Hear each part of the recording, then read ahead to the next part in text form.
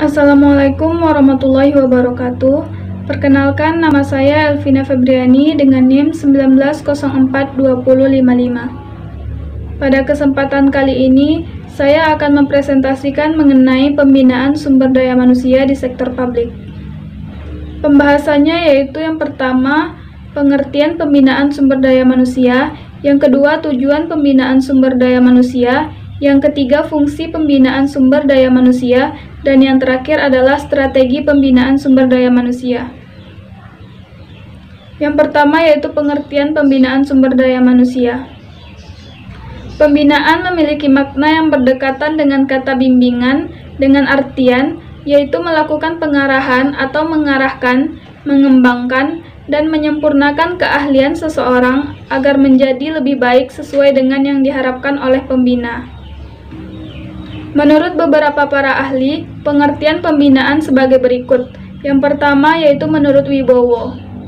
Sumber daya manusia dalam setiap organisasi maupun telah melalui tahap seleksi yang baik, namun dalam pelaksanaan tugas dan tanggung jawabnya masih selalu menghadapi persoalan yang tidak dapat diselesaikan sendiri.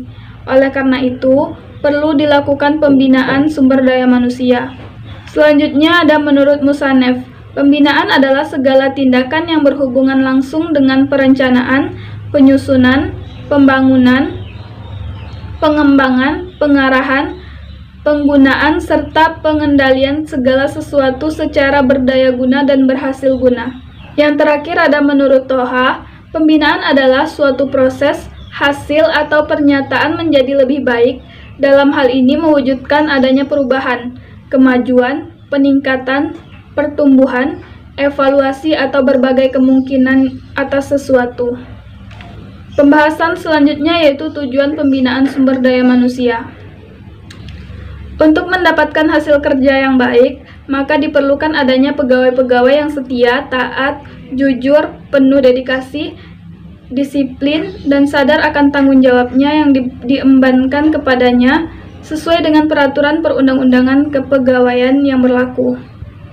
Untuk mendapatkan karyawan dengan kriteria di atas, maka perlu diadakan pembinaan sumber daya manusia atau pembinaan karyawan, di mana nantinya akan menghadirkan perubahan-perubahan untuk tercapainya suatu tujuan dari perusahaan tersebut. Pembahasan selanjutnya yaitu fungsi pembinaan sumber daya manusia. Di sini ada 5 fungsi pembinaan sumber daya manusia. Yang pertama yaitu memupuk kesetiaan dan ketaatan, di mana dengan adanya pembinaan maka tenaga kerja atau karyawan dalam sebuah perusahaan akan semakin taat dan semakin setia kepada perusahaan yang sedang digelutinya. Karena dengan adanya pembinaan sumber daya manusia ini, maka semakin bertambah pula kreativitas dari para pegawai, sehingga itu memungkinkan suatu tujuan dari organisasi tersebut tercapai. Yang kedua yaitu meningkatkan adanya rasa pengabdian, rasa tanggung jawab, kesungguhan, dan kegairahan bekerja dalam melaksanakan tugasnya. Yang ketiga yaitu meningkatkan gairah dan produktivitas kerja secara optimal. Yang keempat yaitu mewujudkan suatu layanan organisasi dan pegawai yang bersih dan berwibawa. Dan yang terakhir yaitu memperbesar kemampuan dan kehidupan pegawai melalui proses pendidikan dan latihan yang sesuai dengan kebutuhan dan perkembangan organisasi.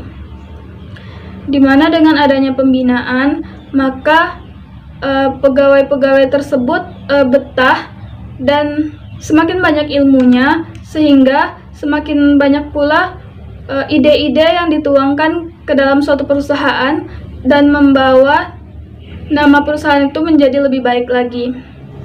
Pembahasan selanjutnya yaitu strategi pembinaan sumber daya manusia.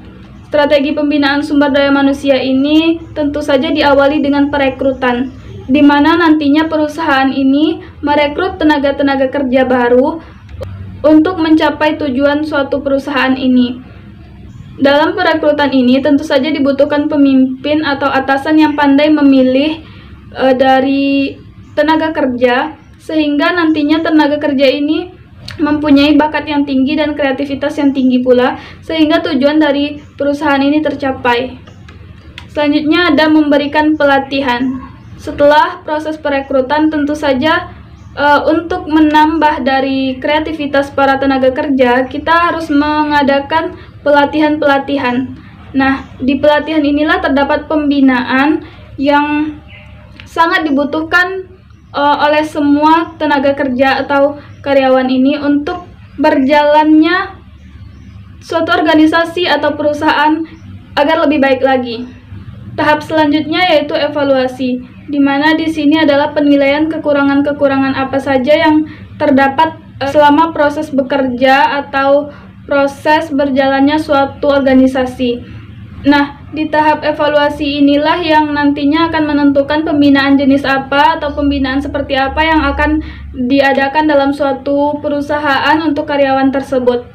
Selanjutnya adalah tahap kinerja, di mana tahap kinerja ini merupakan praktik dari pembinaan-pembinaan yang selama ini telah dilakukan, sehingga nantinya kinerja ini akan lebih meningkat, dan jika ada lagi kekurangan-kekurangan baru, maka akan diberikan lagi pelatihan atau pembinaan yang diperlukan, sehingga nanti kinerja ini semakin lama semakin bagus dan mencapai apa yang sudah menjadi tujuan dari organisasi ini. Baiklah, sekian yang dapat saya sampaikan. Salah dan khilaf mohon dimaafkan. Wabillahi taufiq wal hidayah. Wassalamualaikum warahmatullahi wabarakatuh.